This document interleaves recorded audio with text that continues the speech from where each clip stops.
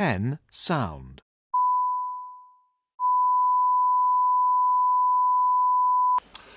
Order. Order. We will be continuing the debate on Amendment 87 to Clause 23. Tom Hayes. Thank you. It's a pleasure to serve under your chairpersonship this afternoon. I was going to speak before the adjournment, and I've dwelled over that break on what to say, because I've been listening carefully to the opposition spokespeople, and I like to think that I strive to be reasonable and that I don't want to be excessively party political. There are nods and laughs. Sounds good. But I do want to bring us back, if I may, to reality. And I think we need to do that because, first of all of us in this room would acknowledge that the status quo is not working. I've been a school governor. I have sponsored a mental health project for children and young people. And I know just how hard teachers and support staff work. We all know how fantastic our schools are, but still there is this status quo. Still we have parents who are struggling and we have children who are suffering. And I was particularly dwelling on what to say because some of this is very personal to me. I grew up as a free school meals kid on a council estate, caring for 2 disabled parents. And really it's only in recent time that I've started to talk openly about growing up in poverty.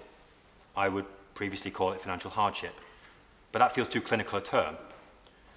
And I call it poverty because I think if I am now an MP, it is my duty to speak truth, but it's also my duty to try and show some inspiration to families locally that may be struggling. But it does present its challenges, particularly in the conversations that I have with my mum. Because my mum doesn't feel comfortable all the time with me talking about growing up in poverty. She feels that somehow it's her son's way of saying that she didn't do well enough, that she failed, that she let down her son in her duties. And that shame persists. I spoke with her last night about my role in this committee. I spoke with her about what we were discussing and considering today. And I said to her what I was going to say if the opportunity arose. And we again navigated that difficult conversation, as I'm sure I will do many times in the future. And I had to bring it back to the point that she did everything she could. She loved and cared for her sons. She tried her best. But ultimately, the society that we live in held her back. That despite her best efforts, politics was not there to support.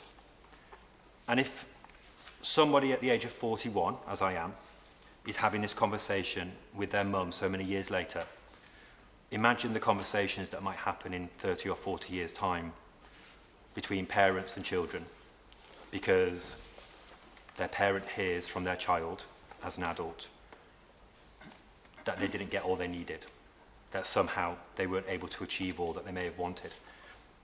And I think we need to bring it back to the real world because, in truth, uniform costs are significant. When I speak with parents locally, they cite uniform costs as a reason why they cannot properly care for their children in the way that they want to. And when I said to my mum last night that I would be sitting in this bill committee and that a government would be moving forward with an Act of Parliament to cap the number of uniform items, that said a lot to her. It said that we had her back, that we did not believe that parents who did their best but were held back by poverty were to blame, that they weren't being shamed. For an Act of Parliament to cap the number of uniform items and to reduce the cost for families was felt to her, as I know it will be felt to many of my constituents, like a hugely symbolic step. And when we talk about politics as a place of disconnection and hopelessness, of politicians not delivering against what people want, having an Act of Parliament which says that we are on your side, we understand what you're going through, and we think this is such an important step to take that we'll enshrine it in statute, is, I feel, a really important way in a time of polarisation, division, hopelessness and frustration of trying to bridge the gap that exists between our politics in this place and the reality of people's lives in my constituency and everybody else's. And I'll close just because this quotation always sticks in my mind. It's William Blake's. Pity would be no more if we did not make people poor. What we are here to do today, as we are in every day that we are elected representatives, is to address and overcome the structural reasons in our society that make people poorer, that limit people's opportunities and life chances, and that make our society weaker and less vibrant. And with the proposal of this government to cap uniform items, I think we have an opportunity to tackle one of those structural causes and to actually show to our communities, yes, after so much division and hopelessness, we are on your side. Yeah. Minister. Thank you, Chair, and it really is an honour to follow the Honourable Gentleman for Bournemouth East, who made the case incredibly powerfully for why we have brought forward these measures, and indeed also the Honourable Member for Portsmouth North, who also gave her own experience as a mother battling some of these issues. I have to say, on the way up to come back into committee after the brief break that we just had, I went past some members of staff that work in the House, and they said, oh, you look in a hurry. I said, yes, we're about to talk about the measures that we're bringing forward on uniforms. And instantly they said, oh my goodness, they're a nightmare. They cost a fortune. It's a nightmare. And expressed how challenging they find it. And indeed, when I was recently asked to find a picture of me in my old school uniform, and I had to search hard because, you know I look really young, but it was a while ago. I was at school. And strangely, I wanted a picture that would represent the school that I went to. But when I found the pictures, I realised my school uniform had no branding.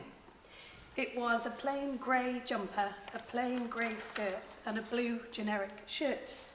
And I realised those were the times that we lived, we had less.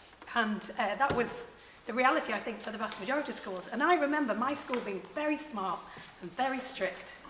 But that was the uniform that we had. And there was no, I think we did have a blazer as well that had a badge on it. And we had to wear that to and from school.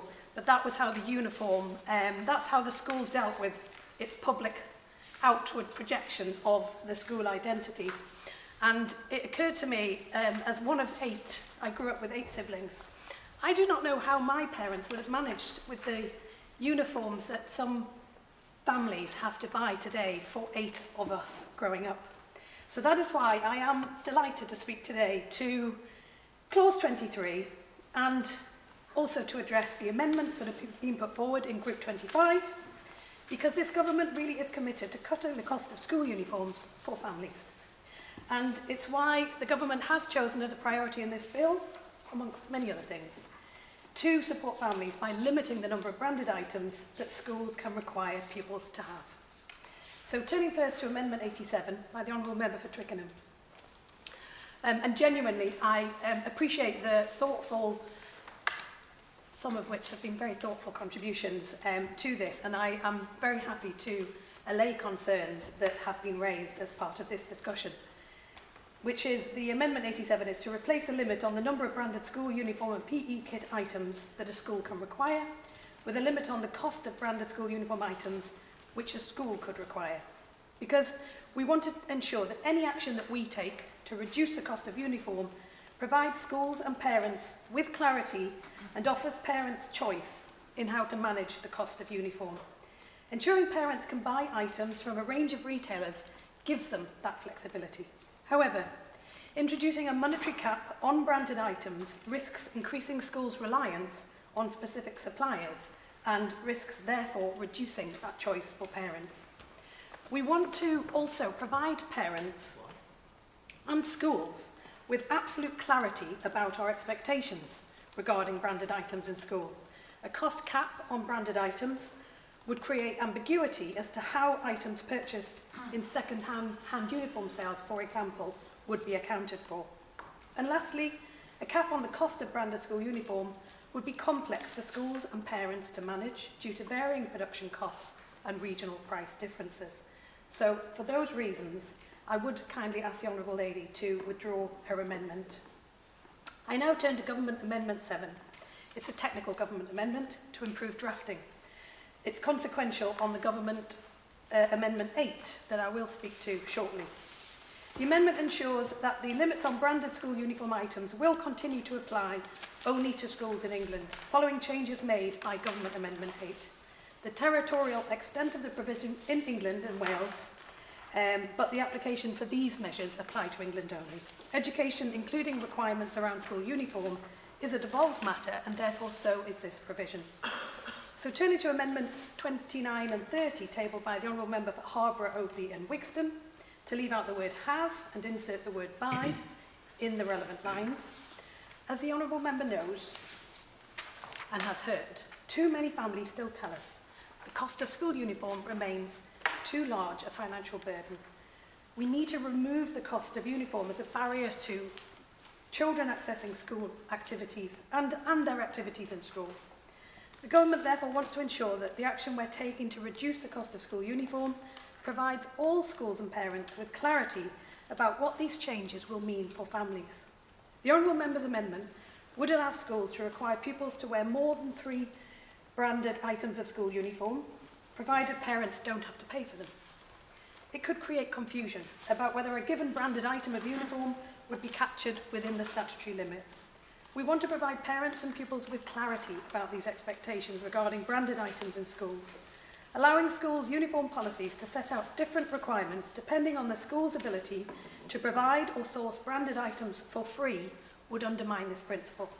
Equally, we do not want to place an undue burden or expectation on schools by suggesting that they could or should be supplying core items of uniform to their pupils at no cost. This could just risk increasing visible inequalities between schools and pupils depending on their circumstances. There's also the risk that if schools provide pupils with additional branded items at no cost, they may subsequently be tempted to charge parents for expensive replacements if these items are ever lost or damaged. Finally, whilst I understand the Honourable Member's objective with this amendment, I would note that accepting it in its current form would result in drafting implying that it would be pupils themselves purchasing branded uniform items, which is very unlikely to be the case in practice, and I'm sure it wasn't the Honourable Member's intent. I turn now to Amendment 31, also tabled by the Honourable Member for Harborough, Oakley and Wixton, to insert a new clause that would allow the appropriate authority of a school to require a pupil to buy or replace branded items which have been lost or damaged, or which a pupil has grown out of. Schools can already set standards for appearance in their uniform and behaviour policies. For example, that the correct uniform be worn, including any branded items, and that uniforms must be well presented. This amendment, enabling schools to require pupils to replace lost, damaged or outgrown branded uniform, is therefore unnecessary. Schools already have those powers to enforce it at present, and it goes against one of the main aims of this measure, which is to give parents greater choice and freedoms in their spending decisions on school uniform. And furthermore, one additional technical point, whilst I again appreciate the Honourable Member's intent with this amendment, the current drafting would apply this clause to a wider range of schools than the original measure, including non-state funded independent schools, which I assume was not his intention. I now turn to Amendments 32 and 91, once again tabled by the Honourable Member for Harborough, Oakley and Wixton, to insert except PE kit or other clothing or items required as part of the school's provision of physical education lessons, and except items of kit requiring when representing the school in sporting activities. Amendment 32 would mean that, in addition to the 3 branded items that schools could require, with a 4th item for secondary and middle schools if those items included a branded tie, schools could also require pupils to have a potentially unlimited number of branded PE kit items. Amendment 91 would mean that schools could require those pupils who wish to represent the school in sporting activities to have potentially an unlimited number of branded items. At present, secondary schools in particular often require a large number of branded PE kit items. Almost 3 in 10 parents of secondary-age children already report their child's school requiring 5 or more PE kit items. This is unacceptable. Amendment 32, if adopted, would effectively nullify this entire measure and severely limit any cost savings it would generate for parents. It's also contrary to the main aim of the measure, which is to give parents more choice over where and how they spend their money, including on PE kits. Should give way on that point. Yes, I'll give way. Well, I'm very grateful to the Minister for giving way at this point. Now, this was really the main thing that we wanted to push, and it's good to have confirmation from the Minister that our interpretation of the notes is correct. The notes say it includes items required for PE and sport, even if an activity is optional. A pupil requires a branded item of uniform to participate in that activity, then the item will count towards the limit.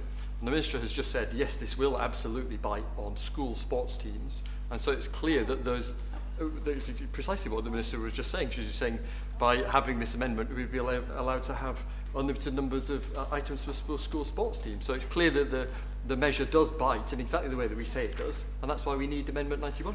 Minister. No, the two things do not follow. I said that the limit on the number of branded items does apply to PE kits. However, schools still have the freedom to choose how to use that branded number allocation, including in relation to PE and sports. And it does not restrict the ability of schools to loan out specific competition kit where appropriate. They have to learn it. What is the intention of this measure, and which, as I've set out, the Honourable Gentleman's amendment would completely undermine, is that the cost of PE and sports kits should never be a barrier to participation in PE and sports. And that is what this measure is intended to achieve, we should and give what way. his measure would achieve the opposite. Just to confirm what the Minister is saying, she is saying that under this clause, if passed, schools, if they have a sports team, they will only be able to own, it will not be possible for them to require the pupils to own the items. So in the future, schools will only be able to loan items for school sports teams to their pupils, so there will be quite a big difference. Minister. So, to be clear, the legislation will require that parents cannot be mandated to purchase more than 3 branded items or 4, including a tie.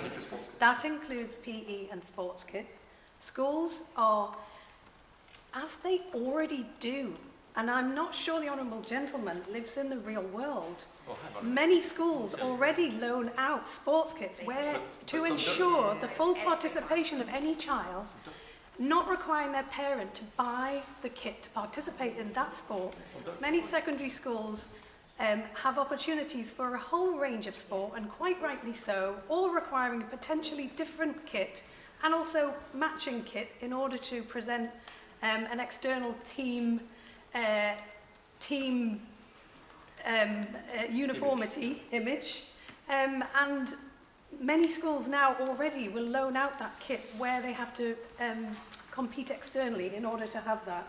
So they can loan it out or they can provide it for free, and indeed that is the entire purpose of this provision, to ensure that no child is prevented or put off from taking part in sport because they're worried about the costs of the sport kit. It should never be a barrier to a child's participation in PE and sport. It's therefore right that schools which continue to require large numbers of branded items are forced to reduce them, and that is why this measure is needed. So, I thank the Minister for giving way. Does she agree with me that this is actually very simple, and while we appreciate the level of detail and scrutiny that opposition parties are giving to this, and rightly so, we do risk making a mountain out of a molehill. The factor that uniform has become prohibitively expensive, there are more items than necessary in many schools. Many families and schools welcome these practical measures to bring costs down, and if this clause and this bill is about removing barriers to opportunity, then supporting the clause as it stands is the way of achieving that. I think the Honourable Gentleman put it absolutely in a nutshell. Speaking of the additional complexity, I turn now to Amendments 59 and 60. I haven't picked on those particularly, it just happened to coincide with the Honourable Gentleman's intervention. Tabled by the Honourable Member for Runcorn and Helsby, which seeks to reduce the number of branded items primary and secondary schools can require from 3 to 2. I know the Honourable Member has been a long-time campaigner on these issues of making school uniform more affordable for families, and that's why I'm sure he'll share our view that while school uniform does play a really valuable role in creating a sense of common identity amongst pupils and reducing visible inequalities, too many schools still require an unacceptably high number of branded items. The government believes that a limit of 3 branded items gives the best balance, reducing costs for parents with ensuring that schools, parents and pupils can continue to experience the benefits that allowing a small number of branded items can bring. Restricting schools to only 2 branded items will make it harder for schools to find this balance and to set a uniform policy that best works for their circumstances. This is especially true for secondary schools that will already have to make choices about how best to use their limit of 3 or 4 branded items depending on their local circumstances. So we believe that the limit of 3 provides clarity to parents, it gives parents more choice in where they purchase uniform, and it allows greater flexibility to make the spending decisions that suit their circumstances, all whilst giving schools the flexibility they need to set their uniform policies. Turning now to Amendment 61, also tabled by the Honourable Member for Runcorn and Helsby, seeks to remove the ability of secondary and middle schools to have 4 compulsory branded items where one of the branded items is a tie. This government is genuinely ambitious about reducing the cost for parents, but we do recognise that there are different uniform needs in primary and secondary schools. The vast majority of primary schools do not currently require a branded tie, and as most primary schools already have a low number of compulsory branded items, we do not want that number to increase. In comparison, most secondary and middle schools already require branded ties, which are generally low cost and long lasting. Ties are often a quick and a distinctive way of signifying belonging, including identifying houses or year groups. So allowing secondary and middle schools an additional branded tie recognises a reality of school uniform policies in England. It balances reducing costs for parents. On that point. I'll just finish the point I'm making. It balances reducing costs for parents with providing secondary schools with that necessary extra flexibility in setting their uniform policies. Neil O'Brien. The Minister is very kind to give way, and she raised this issue about house ties. If a school is already on its limit of branded items for the year, and halfway through the year a child is offered a branded house tie, that would be an additional item, wouldn't it? And it would take them over the limit. So how's that supposed to work? Minister. Well, a school would have to operate within the limits of these requirements, and so would probably choose not to introduce these things mid-year. It's really not that complex. Would the Minister give way? Yeah. On that point, Minister, do you agree that if the topic of ties and house ties came in mid-year, the requirement for the tie would be the house tie, which would replace the original tie? Therefore, the number would still be the same. Minister. Or sports ties? The proposal is fairly straightforward. It allows, for example, a secondary school to retain a branded tie and blazer while still being able to brand up to 2 items, either PE kit or day wear, according to their circumstances. Therefore, for the reasons I've outlined, I would kindly ask the Honourable Gentleman to withdraw his amendment. Turning now to Amendment Government 8 and 9 and 10. These are a group of technical and drafting amendments focused on the interaction between this bill's measures on school uniform and their application to hospital schools. Government Amendment 8 is an amendment to correct a drafting omission. It will ensure that all forms of schools established in a hospital are correctly excluded from the new statutory limit on compulsory branded school uniform items. Given their nature, the vast majority of hospital schools do not require any form of uniform, branded or otherwise. We therefore want to avoid this legislation placing unnecessary obligations or administrative burdens on such schools. The government recognises that schools established in a hospital operate in a very specialised medical environment, and it would therefore be inappropriate to bind any hospital schools to a requirement or regulation which don't reflect the unique context in which such schools operate.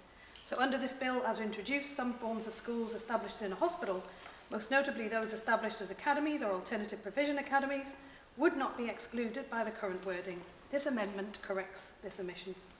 So I now turn to Government Amendment 9, which is a further technical government amendment to ensure that the revised definition of relevant schools for this clause, that there is no double exclusion of community or foundation special schools established in a hospital from the new limits on branded school uniform items. The double exclusion might have caused confusion if not corrected. The new bill drafting will therefore read that such schools are only excluded once. Government Amendment 10 is intended to correct an omission in the existing legislation in relation to hospital schools having to have regard to statutory guidance that the Secretary of State must issue on the cost of school uniform. The amendment addresses the same drafting omission as Government Amendment 8 and will ensure that all forms of schools established in a hospital, including academies, are correctly excluded from the requirement to have regard to guidance on the cost of school uniforms. As previously stated, this government recognises that schools established in a hospital operate in a specialised medical environment. It would therefore be inappropriate to bind any hospital schools to follow guidance which doesn't reflect the unique context in which such schools operate. It also ensures there's a consistent definition of relevant schools across the two legislative measures in relation to school uniform, the duty to have regard to guidance on the cost of school uniform and the new statutory limit on compulsory branded items. Therefore, for the reasons I've outlined, I would kindly ask that the committee agrees to these amendments. I now turn to speak to clause 23. The cost of school uniforms, as we have said, especially branded items, has long been a major concern for parents. Despite the Department for Education issuing the statutory guidance on the cost of school uniforms, too many schools continue to require excessive numbers of branded items, with some schools still requiring 10 or more different branded items. As I've said earlier, having a small number of branded uniform items does play a really valuable role in creating a sense of common identity amongst pupils and reducing visible inequalities. However, branded items are often more expensive, and so it's right to limit their use. Clause 23 therefore limits the number of compulsory branded items of uniform that schools can require to 3 items or fewer. To provide additional flexibility, secondary schools and middle schools will have the option to include an additional compulsory branded item if one of those items is a tie. These limits will enable more parents to buy more generic items from a range of retailers, allowing them best control the cost of their school uniform. Amanda Martin. Thank you, and thank you, Minister. I just wanted to really echo and add the sentiment of that and ask the question of people in my city. When we got the minimum wage rise, 10,000 adults will get a pay rise. That means that there is a cost of living crisis on them. Will this real 3 or 4, if you're in secondary school and it includes a tie, make a difference to the people in my city? Minister. We are absolutely confident that this will make a difference to many families up and down the country, including in Portsmouth North. I mean, there are some schools that do already operate within these limits, and I know that many schools have gone to great lengths to operate within the spirit of the guidance that is already in place and to try and minimise costs for families.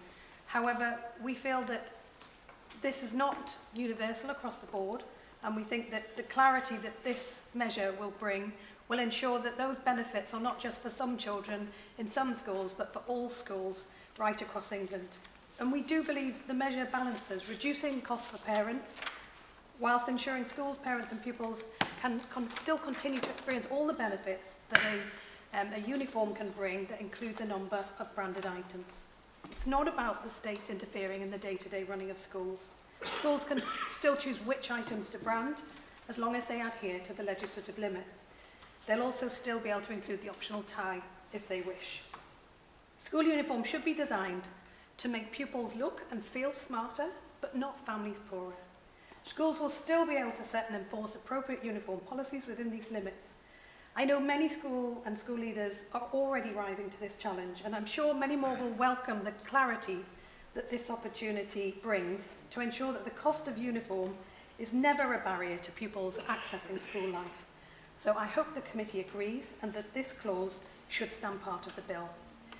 Moving to, finally, I think, to Amendment New Clause 35, tabled by the Honourable Member for Twickenham, to remove VAT on school uniform for pupils up to the age of 16. As I've already stated, the Government is committed to cutting the cost of school uniform for families. It's why Government has chosen to support families in this way by limiting the number of branded items that schools can require pupils to have. Under current VAT rules, all children's clothing and footwear designed for children who are less than 14 years of age, including school uniforms, already have a zero rate of VAT, meaning that no VAT is charged on the sale of these items. Indeed, the UK is one of only 2 countries among the 37 OECD member countries to maintain a VAT relief for children's clothing, and it costs the Exchequer £2 billion per year. Going further would come at a cost to the Exchequer, and I know that the Honourable Member will be aware that we face hard choices about the best use of public money, and therefore there are no current plans to go further on this issue.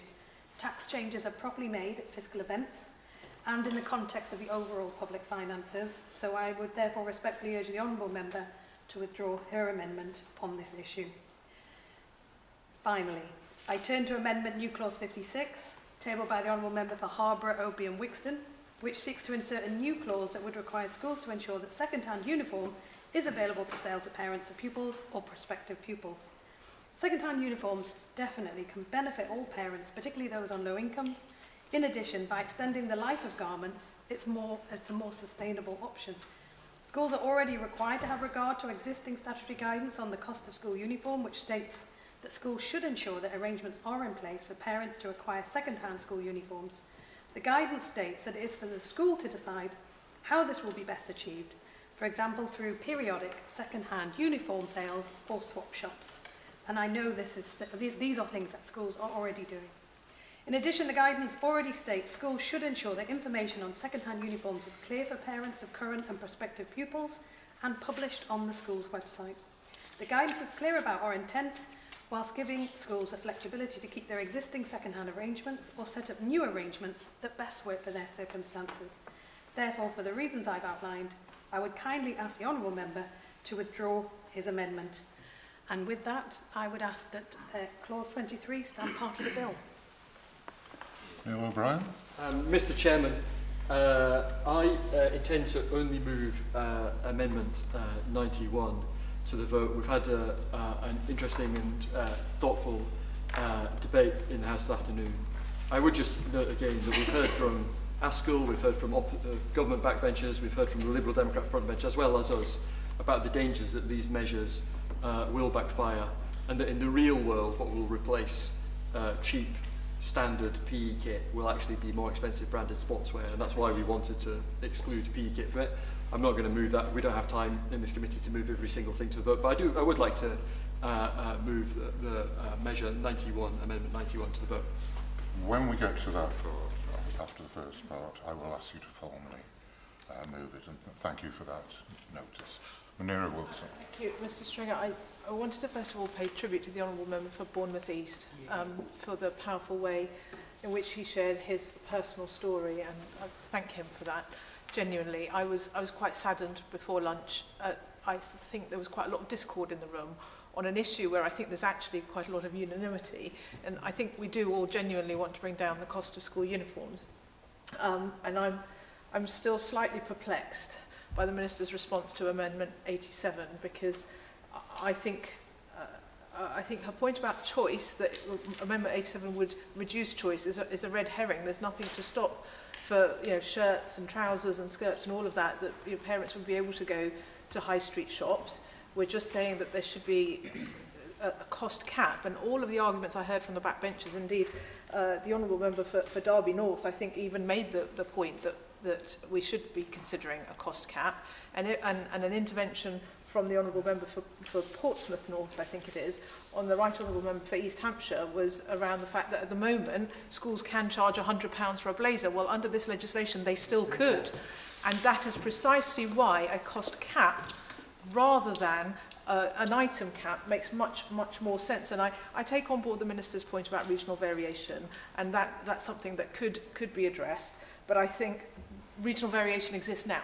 So a blazer that costs £100 in London might cost £75 in the North East. So that will still be the case going forward. So I think a cap would mean guaranteed cost savings to parents, whereas the legislation as it stands will not guarantee cost savings on branded items, and it gives flexibility for schools. It's a no-brainer, and therefore I beg to move it to a vote, Chair. Thank you. Amendment 87 proposed to clause 21, as on the amendment paper. The question is that the amendment be made. As many as are of that opinion say aye. Aye. To the contrary, no. No. Division. Division intent. Are the whips happy we go to the vote? Thank you. Lock the doors.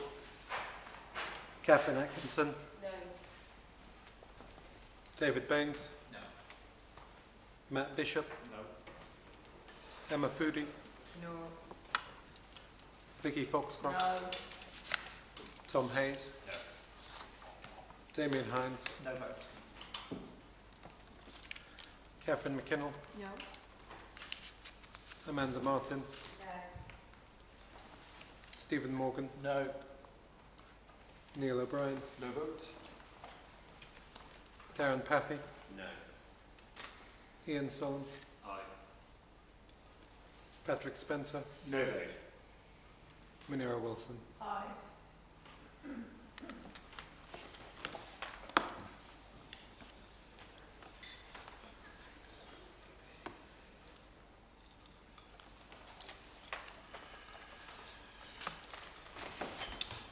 The ayes were 2, the noes were 10, the noes have it, the noes have it. Unlock. We now come to government amendment, which has already been debated. Minister to move formally. Government Amendment 7 proposed to clause 23. The question is that the amendment be made. As many as are of that opinion say aye. Aye. Of the contrary, no.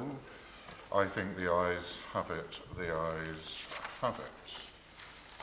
I've now received notice from the opposition that they wish to push Amendment 91.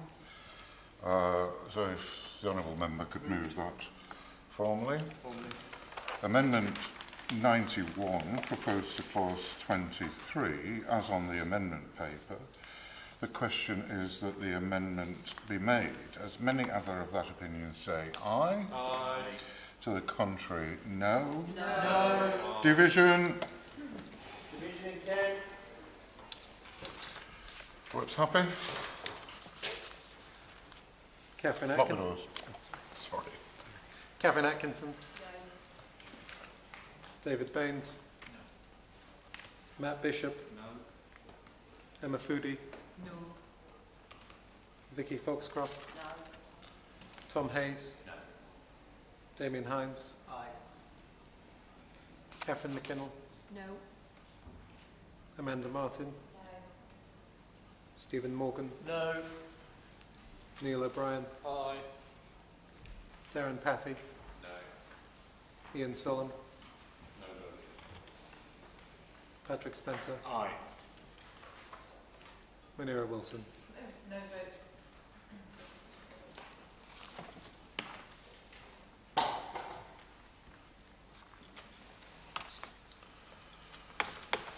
The ayes were 3, the noes were 10, so the noes have it, the noes have it. Unlock.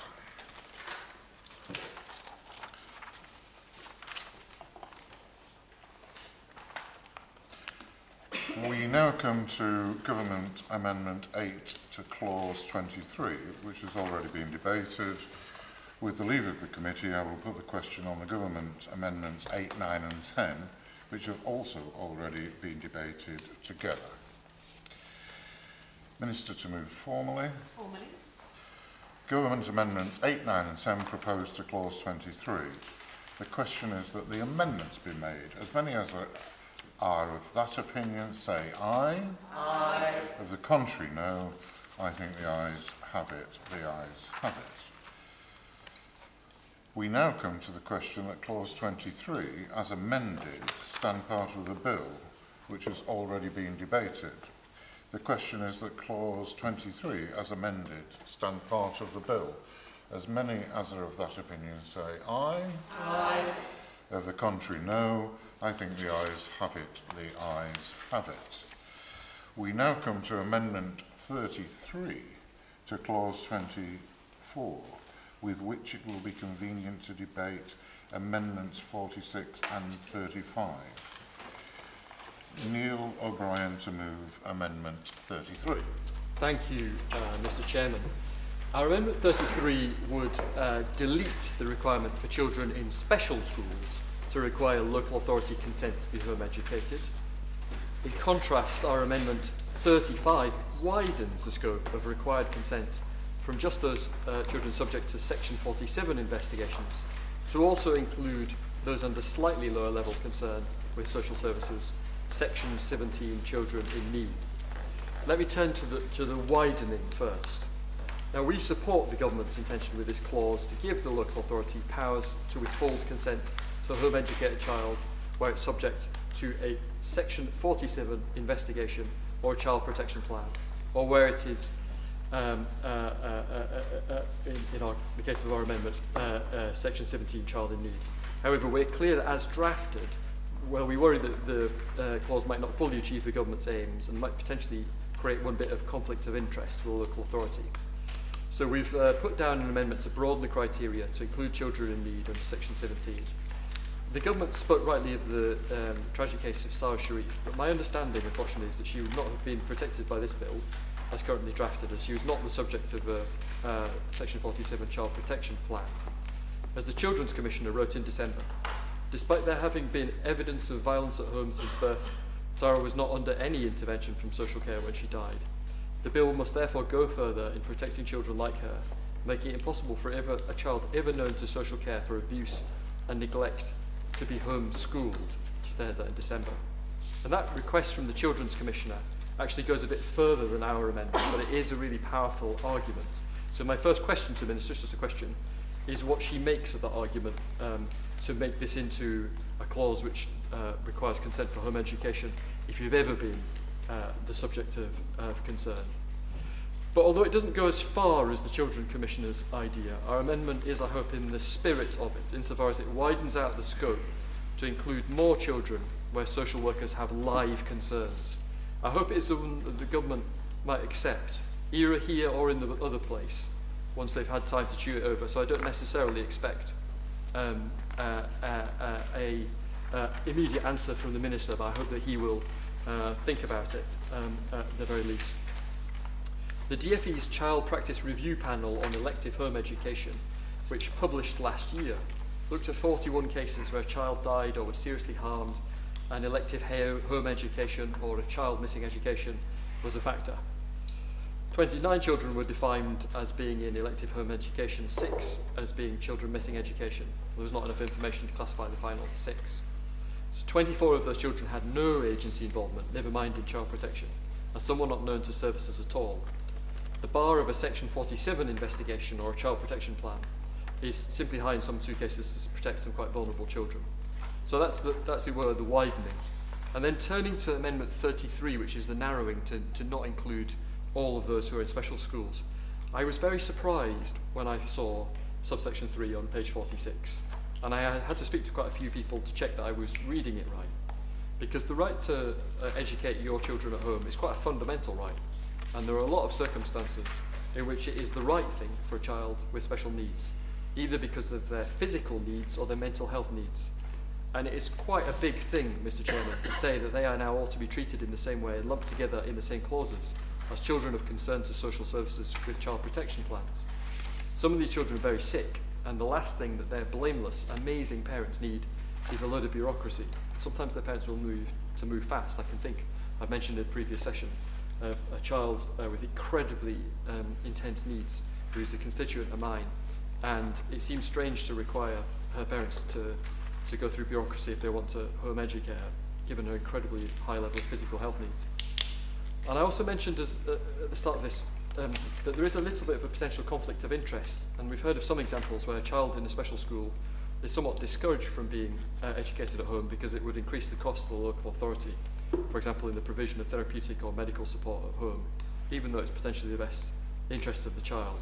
So I wondered whether he could, the Minister that is, could reassure me that that won't happen in future under this.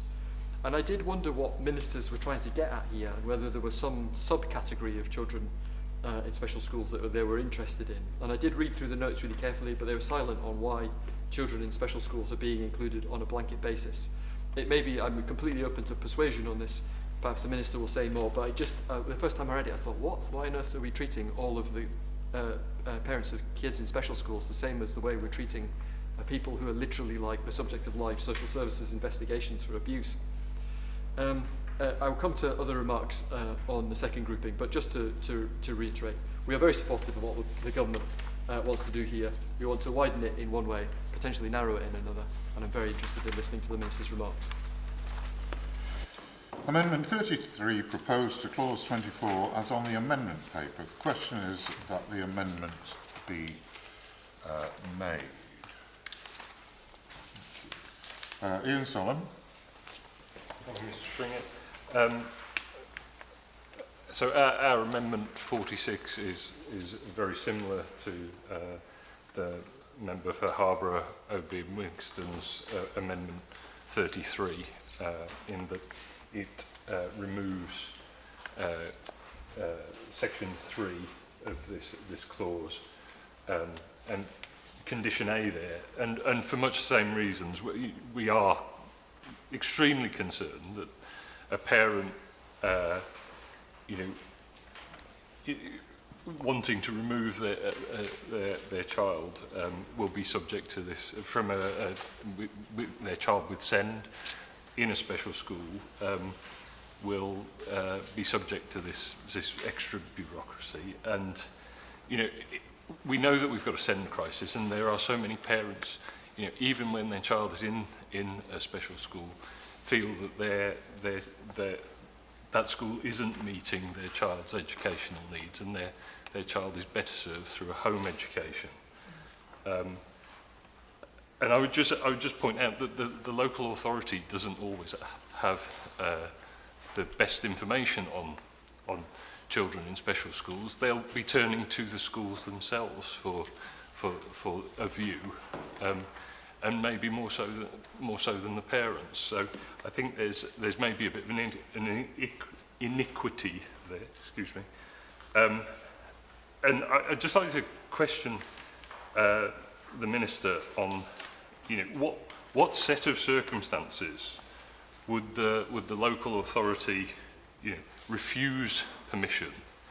The condition A does imply this sort of equivalence almost between children with special educational needs and those where there are safeguarding concerns, which seems quite a parallel to draw in legislation. And the other question that I have actually is about the timescale of this, if the government is intending to take this forward in terms of timescale for decision making. I think we know that local authorities can get bogged down in their processes. How does the Minister plan to ensure that authorities aren't delaying and taking a long time to grant permission to parents to take their children out of special needs schools where they feel that school is not meeting their needs? Thank you, Chair. Thank you, Mr. Stringer. It's a very long-standing right in England for parents to choose to send their child to school or choose to educate at home. It is a right, obviously, which the vast majority of parents never take up, but it is nevertheless could be considered a fundamental right as a parent. The condition is of course always that the child must be receiving a suitable education. And that phrase, a suitable education, has never been defined in law, and that does create, on occasion, some tensions. School, of course, should be right for the vast majority of children. You design a school system to apply to, clearly, the vast majority of them. The bill is right, however, to introduce a register of children not in school, and, of course, that was our policy when in government as well, but I think it has the balance wrong on, and we'll come, I know, onto this in subsequent groups, I'm not going to talk about it now, got the balance wrong in terms of the detail of information that it is going to be requiring of parents versus the support that is on offer. There have been a growing number of children, we believe, in elective home education, although because the data collection is a relatively new one, and it's only been mandatory since, I think, autumn 2024. Some of the growth in the numbers will be, and I think the DfE statistician themselves says some of the growth will be because of that effect. But it had been rising even before COVID, and then there is a distinct COVID effect that you can see in the numbers as well. And there are multiple reasons why children may be out of school and being educated at home because of their special needs, perhaps because they've been bullied badly at school or for various mental health reasons.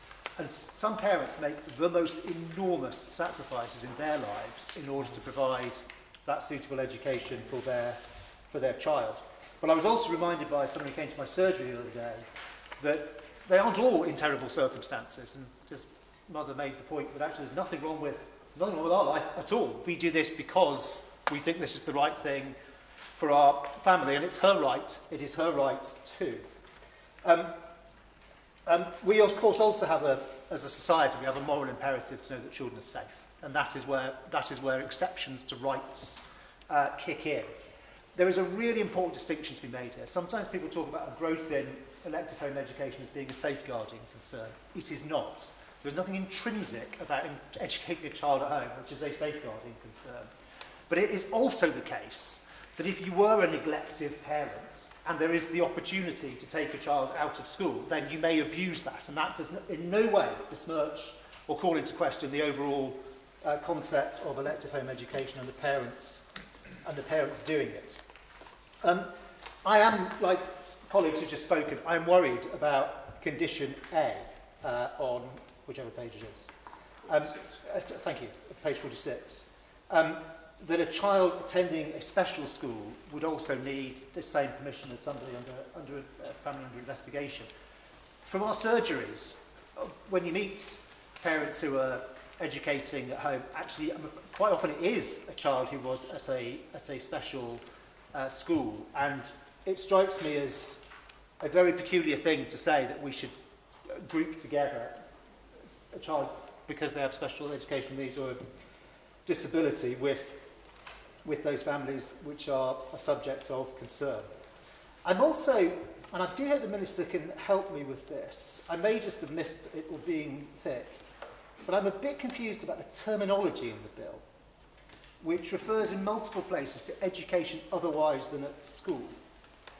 And ordinarily, that has a different meaning from elective home education. Education otherwise than at school, commonly known by its acronym of EOTAS, is different. So elective home education is parent-led. It is a voluntary choice that can be made by any parent for their child, and then they're it's left to them. They will then have, today at least, minimal support from the local authority. EOTAS is different. It is where it is something legally mandated, but it's available for children with special educational needs or disabilities. It is agreed with the local authority. The local authority is then responsible for providing support. And one often talks about an EOTAS package that's put around the child, which may involve some tutoring, may involve some online stuff, and various other things. And often the child has an EHCP in place. So when we talk in the bill, and again, I ask forgiveness if I've just misread it. When we talk about applying to take a child into education otherwise than at school, I just don't understand how that works, and perhaps the Minister can help me. Just for a further clarification, on page 47, line 4, it talks about notifying any other parent of the child, unless there are exceptional circumstances. And I wonder if it might be helpful to define a little bit more what those exceptional circumstances are, because one can imagine difficulties where there is an abusive relationship, and the nature of that abusive relationship may not, of course, be known to the authorities at the time. You may have an incarcerated parent or various other conditions. And finally, for clarification, also on page 47, line 21, by way of an appeal mechanism, it says the parent may refer the question to the Secretary of State. Well, that's quite a thing for your regular parent to take on. No doubt it's intended there is some sort of mechanism to appeal, not personally to the Secretary of State, but to a representative of the Department for Education. And I just wonder if the Minister could say a word about what that mechanism is and how you access it. Minister. Thank you, Chair. May I also briefly pay tribute earlier to my honourable friend for Bournemouth East for his thoughtful contribution, speaking, I believe, from the heart in why the measures in this bill, this landmark bill, is so important. I rise to speak to amendments in Group 26. Now, turning to amendments 33 and 46 in the name of the Shadow Minister and the member for Central Suffolk and North Ipswich and for Twickenham.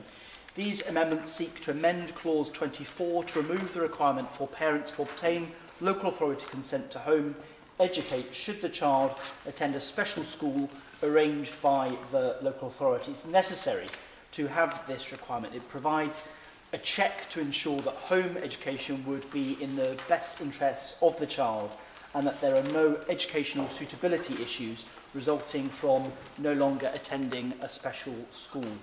A similar requirement has existed in secondary legislation for many years. I consider it appropriate for such a requirement to be in primary legislation to ensure consistency as part of the new package of consent requirements. I do not consider that children in these circumstances are necessarily at greater risk, but they will have a higher level of need when it comes to ensuring a suitable education. Therefore, no longer attending a special school may impact education provision, and it is vital to ensure that it is in the best interest of the child to be home educated and that suitable arrangements have been made for their education before the child comes off roll. Therefore, for the reasons I've outlined, I would kindly ask the honourable members to withdraw their amendments. I will give way. I thank very much the Minister for giving way.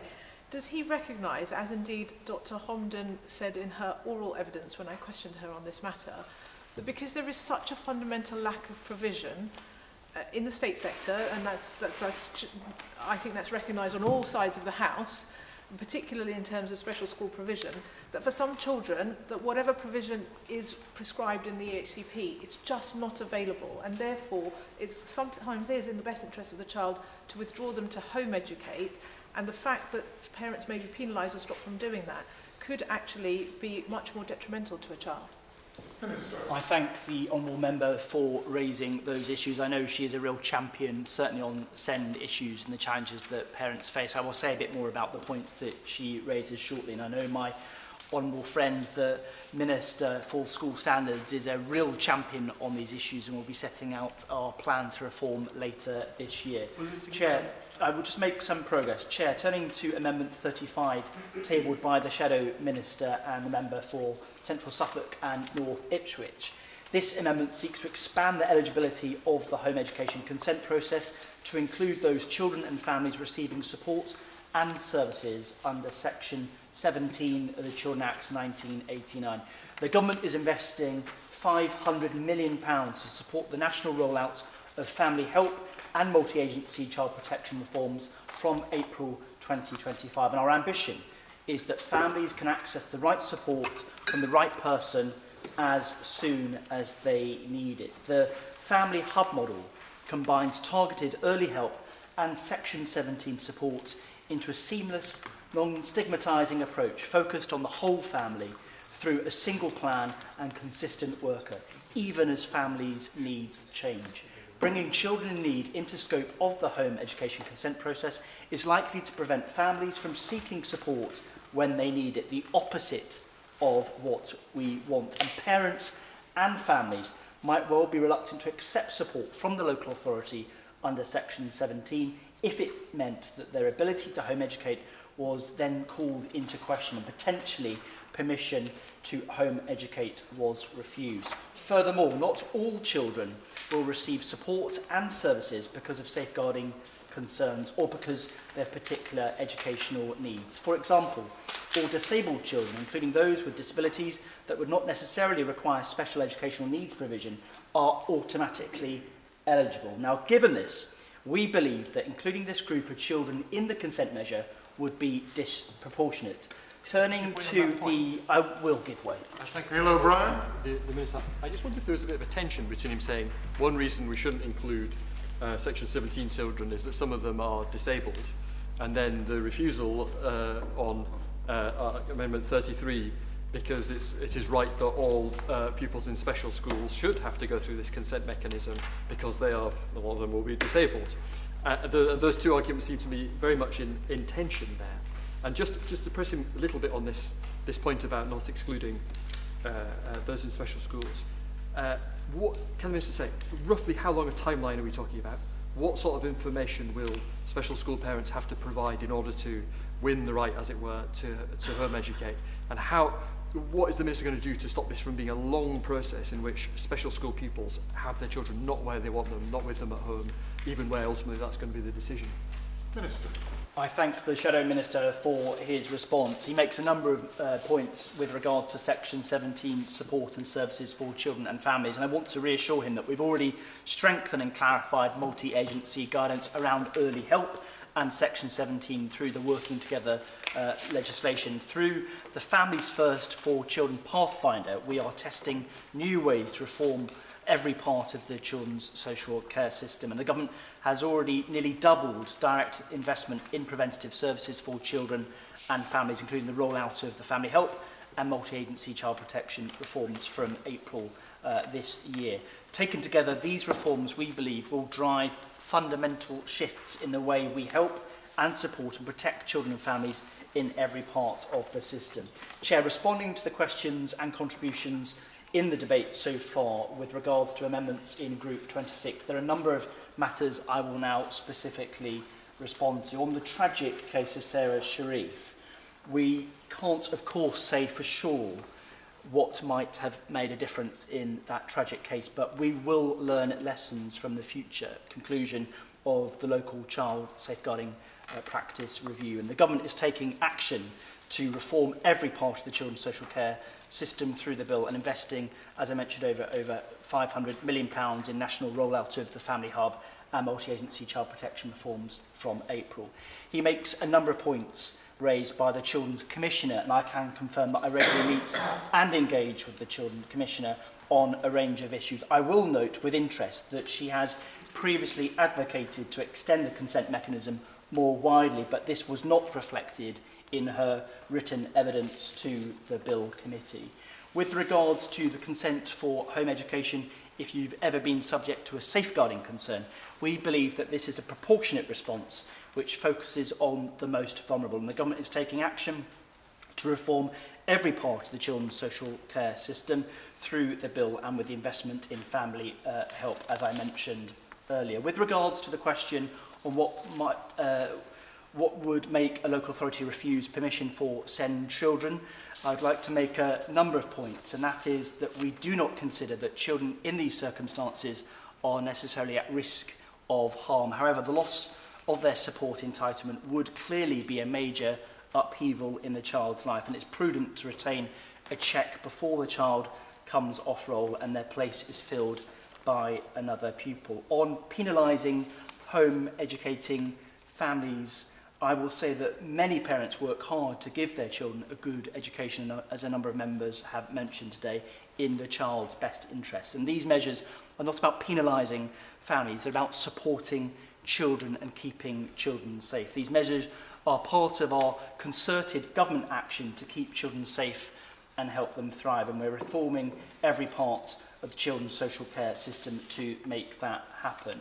With regards to the justification for not allowing a parent to remove their child from a special school to home educate without local authority consent, parents will often only do this because they think that their child's needs are not being met. It's helpful to have a requirement for local authority consent before a parent can withdraw their child from special school to home educate. And this, as I mentioned, provides a check that there is no educational suitability issues resulting from the loss of the support that the child is receiving in a special school, and that home education would be in the child's best interest. This builds on the similar requirement that has existed in secondary legislation for many years.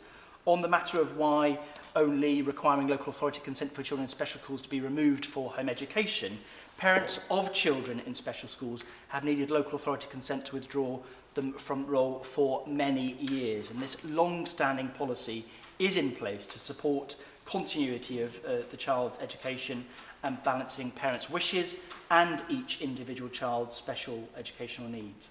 And I want to assure the committee chair that we will continue to engage with stakeholders before considering changes to the category of children currently in scope of proposals. Chair, I beg to move. Thank you. Neil O'Brien? We will withdraw our amendment.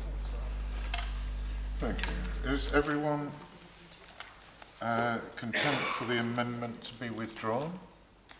Amendment by leave withdrawn. We will come to that. We now come to amendments 46 of 35, which have been debated. I understand the Lib Dems want to push amendment 46. Is that the case? Can you move it forward? Thank you. Amendment 46 proposed to clause 24, as on the amendment paper. The question is that the amendment be made. As many are of that opinion, say aye. Aye. To the contrary, no. No. Division. Division is here. Happy? Lock the doors. Catherine Atkinson. No. David Baines. No. Matt Bishop. No.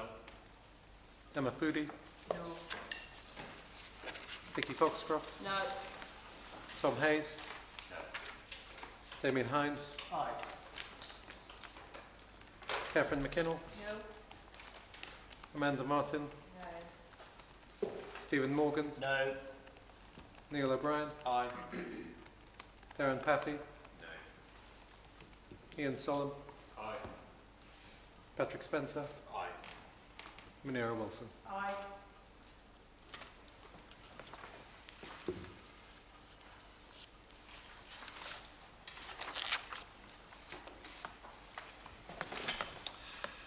The ayes were 5, the noes were 10, so the noes have it, the noes have it. Unlock.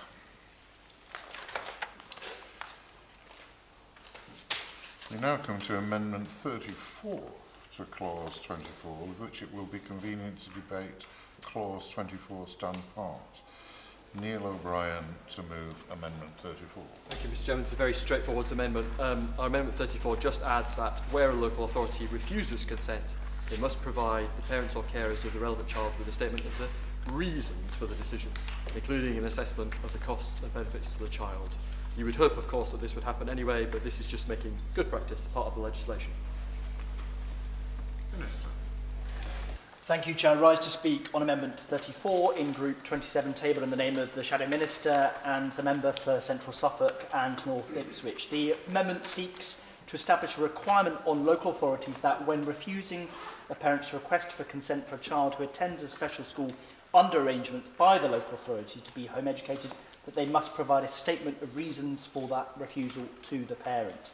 That statement must include an assessment of the potential costs and benefits to the child. Now, as part of their existing public law duties, local authorities need to provide reasons as to why that they've decided to grant or refuse consent for home education when notifying the parent of that, their decision.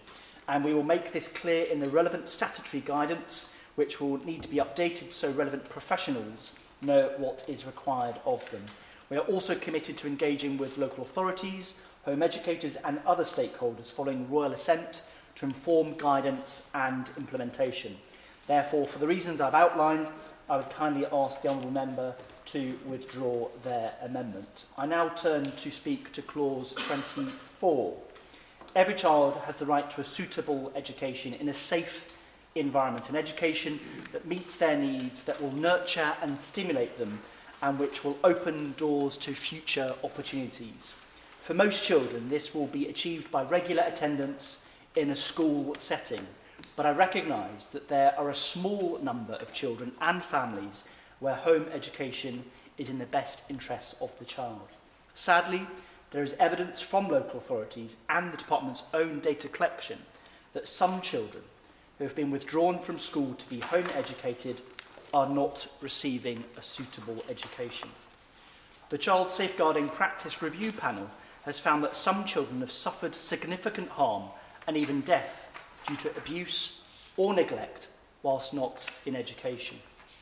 And we saw this in the appalling recent case of Sarah Sharif, whose father and stepmother withdrew her from school ostensibly to be home educated to help mask their continued violence and abuse until her tragic death.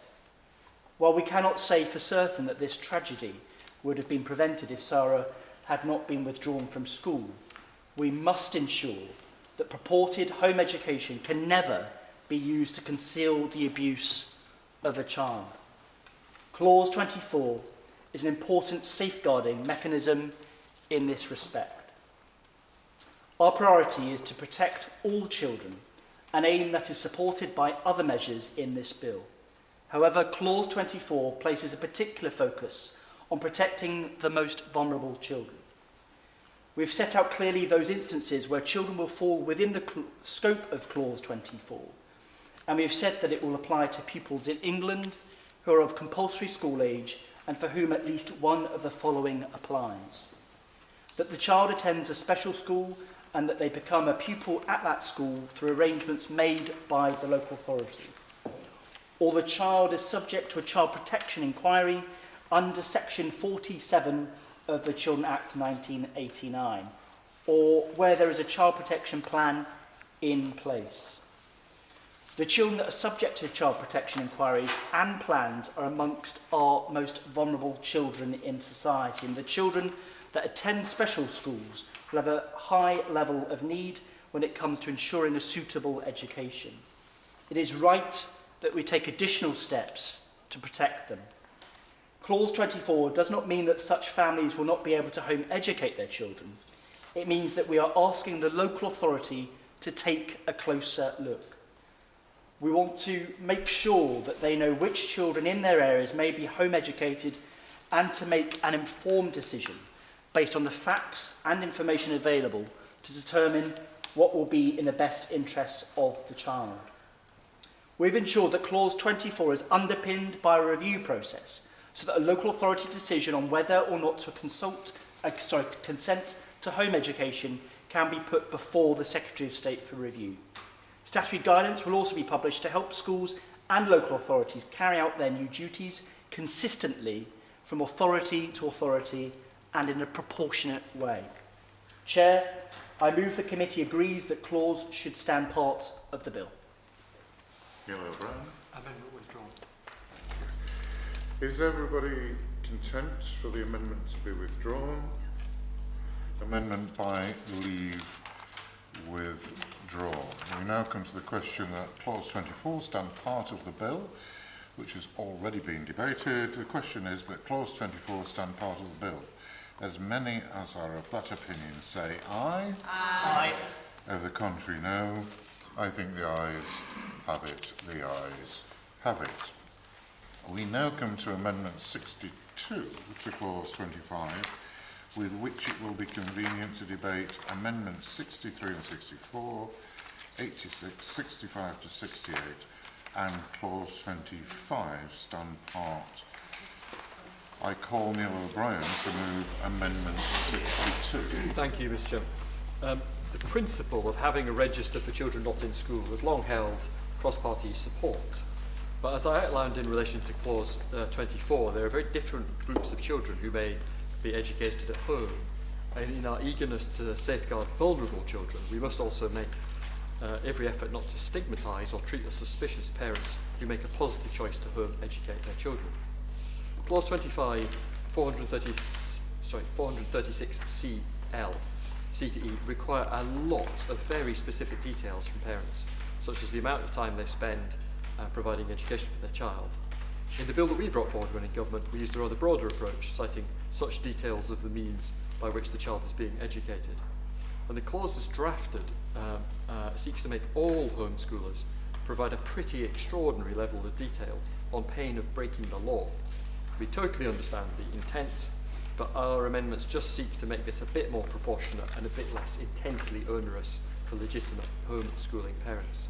And just to explain our amendments, 62 takes out the requirement on parents to specify how much time is spent with each parent, something which would likely vary from week to week anyway in many cases. 63, and by the way, which is slightly invasive into people's home lives if the parents are not living in the same place.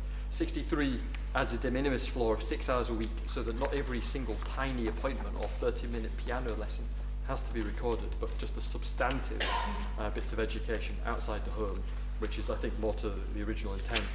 64 means that activities on the weekends or in school holidays don't have to be included. We don't ask what school children are doing on the weekend, and you can't really said to be out of school when the school isn't open. 65 puts the powers to add even more detail in future onto the affirmative procedure. And 66 and 67 then do the same things in mirror image for the requirements that are also being put onto education providers rather than parents, again putting a 6-hour minimum and excluding school holidays. Otherwise, a lot of museums, galleries, music teachers, swimming teachers and the like are suddenly going to find a new and unnecessary reporting requirement forced on them, which is not proportionate to our objective here, which is to stop, as it were, fake home education, not real home education. And 68 says that the government shall annually publish the GCSE results of children's listed on the register. As I look at 436C and the very, very high level of detail that's being asked for here, I do want to ask what assessment has been made of the usefulness of such detailed information.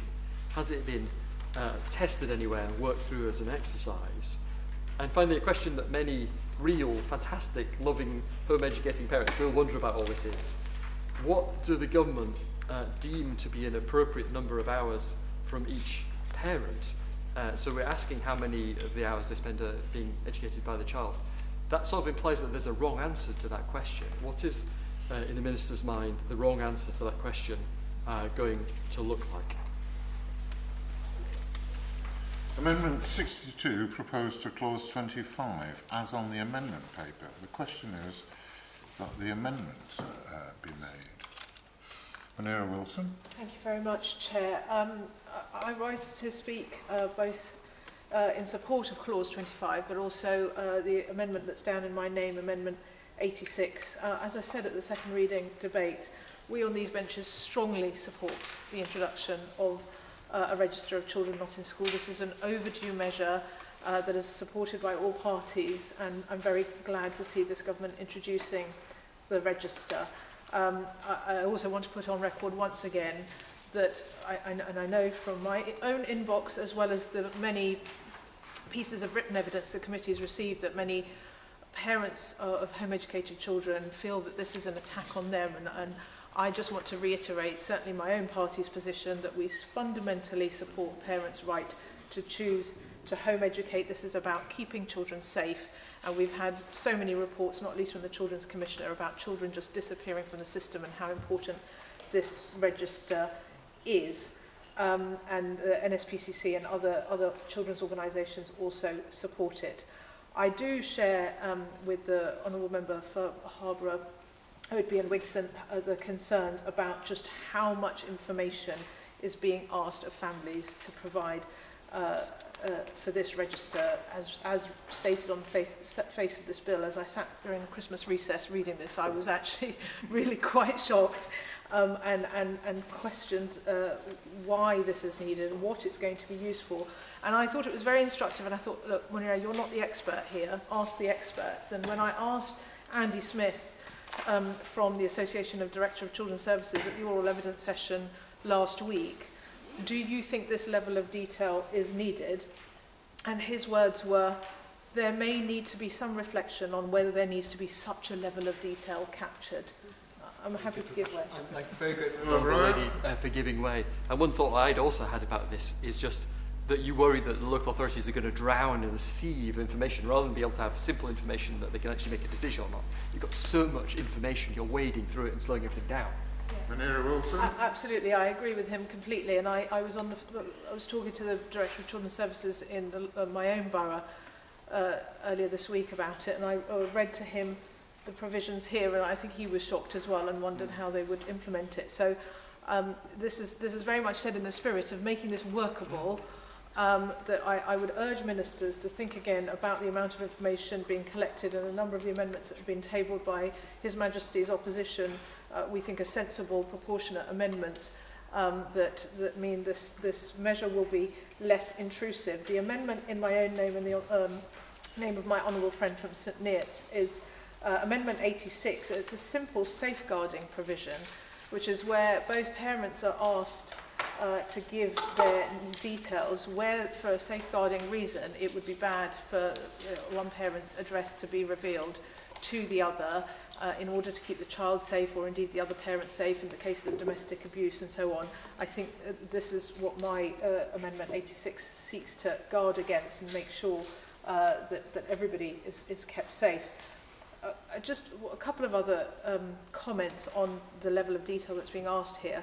I'd like to know if ministers have thought about whether this will have a disproportionate impact on families of SEND children, because certainly the written evidence we've received and the emails I've received from my constituents, often those who've made the very difficult decision to home educate because of SEND needs that aren't being met in the state sector, often they're home educating because those children can't cope with sort of the regular schedules of school. They will educate and work with the ebb and flow. It'll be much more fluid in how they educate their children.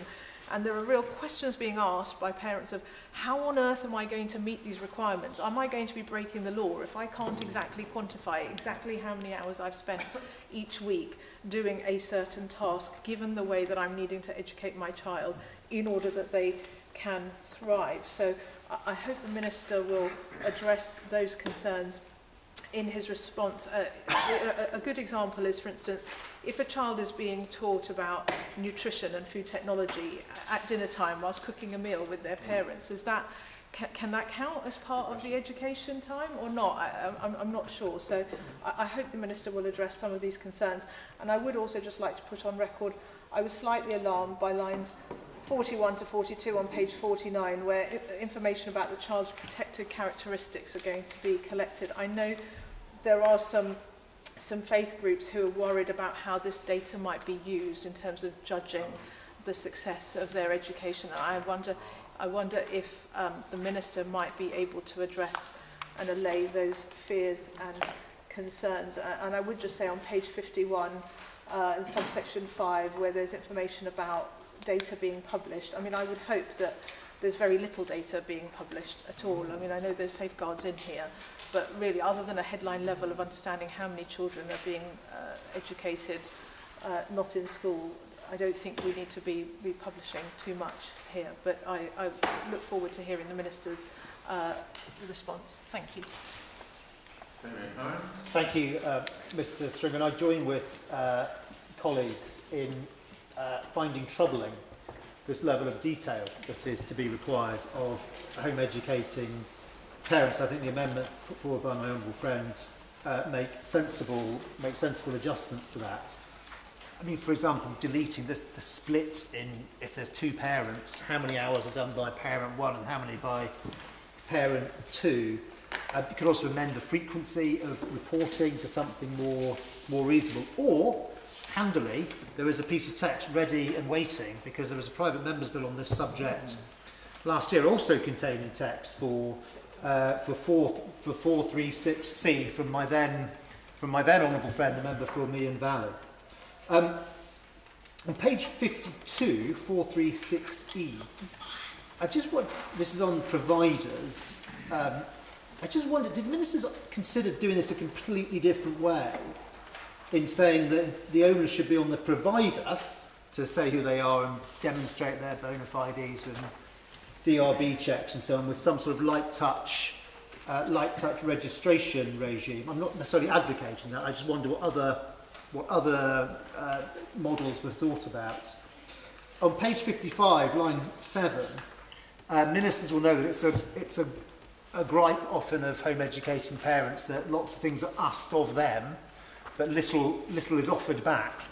And I wonder if it might be sensible to change the wording in page 55, line 7, where it basically says the support should be whatever the local authority sees fit, to something a little more like whatever the local authority sees fit, having regard to guidance they may receive from the Department for Education or from Ofsted or whomsoever it may be. Of course. I mean, just to register the point again for ministers to consider, a lot of people are surprised when they learn that although the school will pay for your child to enter GCSEs and the like if you are at school, home educators don't get that at the moment. And if we want to make it easier for people to properly homeschool their children and not be, you know, just out of school, that is one thing that has been a sort of long-standing thing that I just wonder if ministers will consider. And it brings me to what was in fact my final point. So even apart from the cost issue, there is the simple question of access and being able to sit to GCSE. And I do think it would be helpful to have, given that there is this vast amount of detail, I think it would be helpful to say that local authorities should ensure that the entry to examination centres is possible for those children. Minister. Chair, I rise to speak to amendments in Group 28 and to Clause 25. I turn to Amendments 62, 63 and 64, tabled jointly in the names of the Shadow Minister and the Member for Central Suffolk and North Ipswich, and Amendment 86, tabled by the Honourable Members for Twickenham and St Neots and Mid-Cambridgeshire.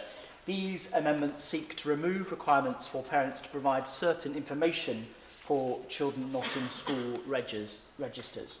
Section 7 of the Education 1996 Act is clear that it is the responsibility of parents to ensure their child receives an efficient, full-time, suitable education.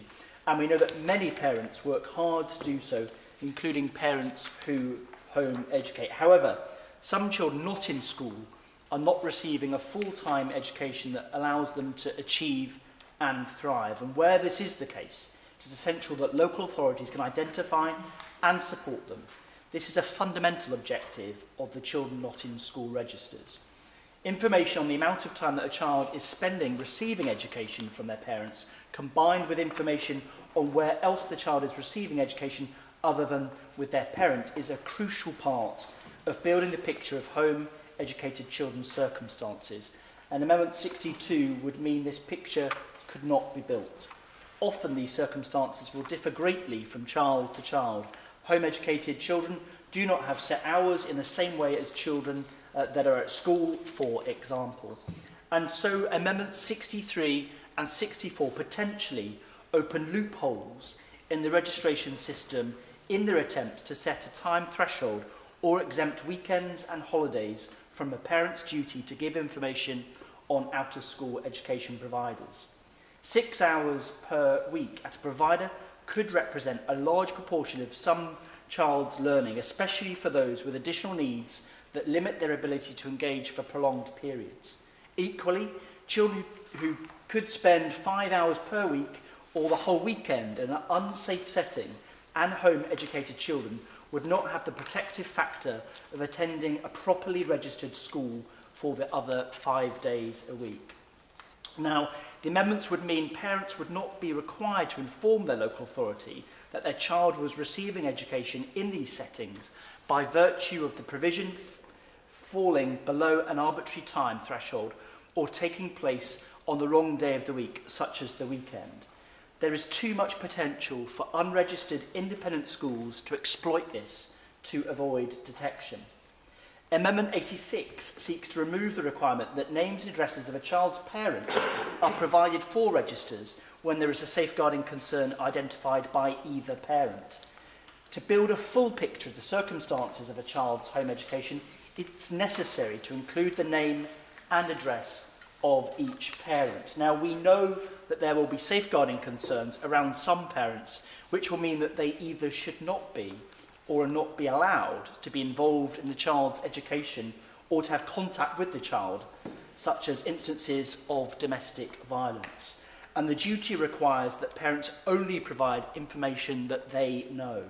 Parents would not be required to seek estranged partners to provide that parent's address when they do not know it. And the data held on the registers will be subject to data protection law with the requisite restrictions on access and disclosure of personal and identifying information. Therefore, for the reasons I've outlined, I would kindly ask the honourable members to withdraw their amendments. Turning to Amendment 65, tabled jointly in the names of the honourable members for the Shadow Minister and the member for Central Suffolk and North Ipswich. The amendment seeks to require that where the Secretary of State wants further information about children to be included in the children not in school registers, regulations subject to the affirmative procedure will have to be used. The bill already provides for this affirmative procedure in new section 436C in clause 25. So I therefore kindly ask the honourable members to withdraw their amendment. Turning to Amendments 67 and 66, which concern the information that providers of out-of-school education will be required to supply for a local authority's children in school register, not in school register. I agree with the sentiment of the honourable members' amendments that a threshold to the duty should apply, which is why the bill provides for regulations to set the threshold at a suitable level.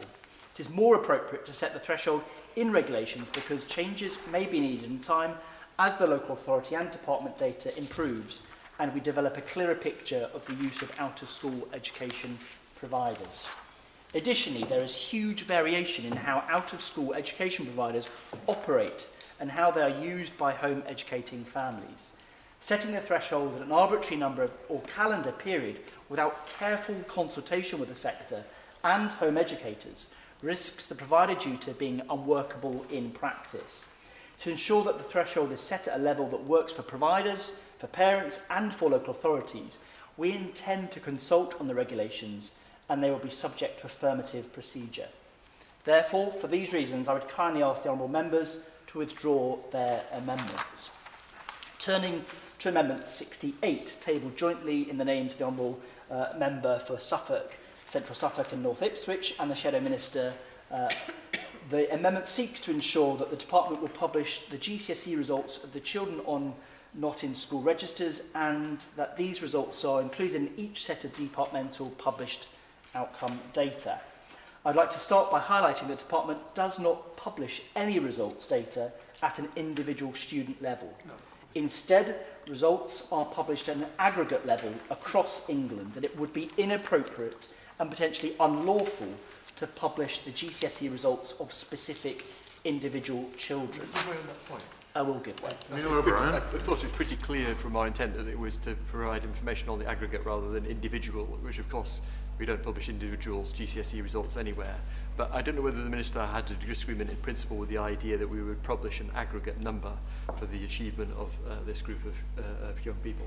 Minister. Thank the Shadow Minister for his intervention. It's not something that we are currently considering, but I know that his point will be recorded on Hansard. The Department for Education is responsible for driving high and rising standards in state schools across the country. DfE headline data is therefore focused on pupils at the end of Key Stage 4 attending state-funded schools in England. To hold state-funded schools to account, the Department publishes performance data for schools and colleges. The purpose of that performance data is not to provide information about the attainment or achievement of individual pupils. The Department publishes performance data at regional and national level so that it can track the performance of the state-funded sector, including children not educated in the state school system, would distort these figures and make it more difficult to monitor the performance of state schools. In choosing to home educate, parents are opting out of this system and assuming responsibility and accountability for the education of their child, whether they choose to take GCSEs or any other type of qualification. I also recognise that some home educating children choose not to take any public examinations, and therefore this data would offer an incomplete picture of the outcomes of this cohort. A comprehensive view of outcomes for home educated children cannot be based on a singular measure. That is why Clause 25 includes powers to require additional information to be held on the children not in school registers, and for this information to be provided to the Department so it can be analysed and actions can be taken on a national level to support these children. It is also true that on results day, JCQ already published results by qualification and subject. This is data for all students taking that GCSE, including home educated children, adults, independent and state school pupils. So because of this, Chair, it would not be appropriate for the department to publish the results of this cohort or include them in performance data. I therefore kindly ask the honourable member to withdraw this amendment. I turn to speak to clause 25. Numbers of children not in school due to being home educated have drastically increased since COVID-19 pandemic, and numbers have more than doubled since 2019, with the latest department data showing 111,000 children are now home educated as of October 2024. And as I highlighted previously, all parents have a legal responsibility to ensure their child receives a suitable, efficient, home full-time education.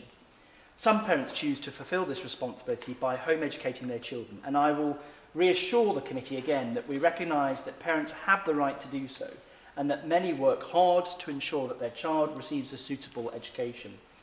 But as we know, this is not the case for all. Local authorities have a legal duty to identify all children not in school in their areas who are not receiving a suitable education. However, as parents do not need to notify the local authority that they are home educating, it's difficult for authorities to fulfil this duty and to take action to support and protect children where necessary. And so, it's vital that we introduce an effective system of registration for children not in school. This clause introduces compulsory registers in every local authority in England and a duty on parents of eligible children to provide information for them. This will help authorities to identify all children not in school, including those who are not receiving a safe, suitable education, and where this is the case, support them to take action. Parents of eligible children will be required to provide the local authority with the information necessary for operation of the registers, including the child's name, address and date of birth, the names and addresses of each parent, and details of how and where from whom they are receiving their education. A local authority can require a provider out of school education to give information on children attending their setting if the authority believes the provider to be supplying education to be an eligible child for a period of time above a prescribed threshold. Having these duties on parents and certain providers of out-of-school education to provide information will ensure that as many eligible children as possible are on local authority registers. I will give way. Thank you.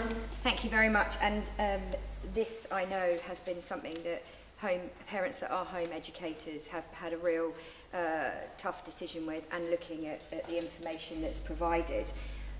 I think it's really clear, and I think from the government it's clear that we're not lambasting those parents, we're not judging those parents for taking those children out. But will the Minister agree with me that actually ensuring that every single adult that comes into a child's education, we know where they are, we know who they are, and this listing that we're providing down here will enable us to do that, to make sure that children are safe, whether they're being home educated by one parent or another, or using another provider within their home education settings. Minister. I thank my honourable friend for her intervention. These measures are proportionate measures, essentially to make sure that every child is kept safe. And I welcome the comments from the Shadow Minister earlier that we hope to seek cross-party support on these measures to keep all children safe. Chair, just to carry on, where a child is eligible for inclusion on the Children Not in School register, the local authority will have a duty to provide support to the parents of that child if the parent requests it. And by focusing support given on advice and information, we can ensure that local authorities give a consistent baseline level of support to those who request it. We know that some authorities are already offering carefully considered support packages that go beyond the baseline to meet the needs of families in their local areas, and authorities will continue to have the discretion to offer that additional support. The measures set out how local authorities in England may share information from their registers with other relevant local authorities and other specified bodies, and how they are required to share information with the Secretary of State on request. Appropriate information sharing will create a more complete picture of individual children and, where necessary, support multi-agency safeguarding arrangements. We will also ensure that data collected is protected. Local authorities, as data controllers, must process data in accordance with the principles of UK GDPR legislation and ensure that any data that they process is kept safe and secure. This applies to data collection, storage and sharing, as well as respecting the rights of individuals to access, rectification and erasure.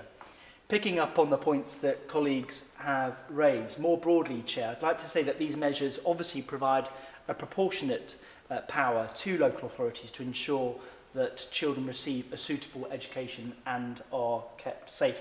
And when compared to the vast majority of Western countries, these measures we are trying to bring in to a level which they are already at, and many other countries go much further, even banning home education completely or putting many more restrictions or requirements in place. And we, of course, are not doing that. These measures are about keeping children safe. The Shadow Minister asked with regards to what appropriate amount of time should be spent on home education. Parents, of course, are required by law to ensure their child has a full-time, suitable education. The number of hours required to fulfil this duty will depend on the individual child and is not stipulated by law.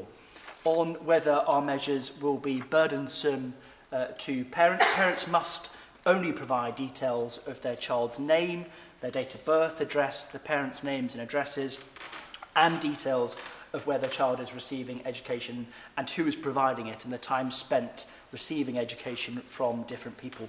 All other information will be optional, and parents will only be expected to notify their local authority of that information when they first begin home educating, and all their circumstances change, such as a move to a new area or a new education provision. With regards to the fact that many measures, of course, will be of benefit to parents, this information provided by parents for the registers will support local authorities gain a fuller picture of the child's educational needs and circumstances. And this will enable parents, I believe, to access tailored advice and information from local authorities via the new duty on local authorities to provide support should parents request it. I will give way. Amanda Martin. Thank you. And on that point, we do know that at the moment not all local authorities provide the support to our home educating parents. So will this allow for some best practice to be shared, and also for local authorities to have like a duty on themselves to help and support if they're requested? Minister. I thank my honourable friend for that intervention. I know that she's been meeting with home educators in her own local authority area who have had a difficult relationship with Portsmouth City Council. I know that she will take those concerns to that local authority and indeed feedback to home educating parents. Chair, local authorities may also be able to analyse information from the registers and take action should it be deemed necessary. Should families feel forced into home education, a point that's been made earlier, for example, due to dissatisfaction with schools or mental health concerns. The member for Twickenham also raised a number of points around the disproportionate impact on SEND families, and we have undertaken a thorough equality impact assessment, and this information will allow local authorities to provide more tailored support to those children. So, Chair, I beg to move. Neil O'Brien. Mr. Chair, we will withdraw our amendments today, but I think we are still overall not persuaded that the objectives that we all share for this bill could not be met in a more proportionate and less bureaucratic way, and I hope that their lordships will have further thoughts on that. Is everyone content for the amendment to be withdrawn? Amendment by leave withdrawn. Now, I think the honourable member gave notice that she would wish to move Amendment 86. No, I'm not moving it to a vote. I'm happy to withdraw. I just wanted to make one comment on the last sentence from the Minister. Sorry, we have debated it now. All right. It would be time to formally move it. Like Sorry, I misunderstood you. Imminently, okay. We now come to the question that Clause 25 stand part of the bill, which has just been debated. The question is that Clause 25 stand part of the bill. As many as are of that opinion say aye. Aye. Of the contrary, no.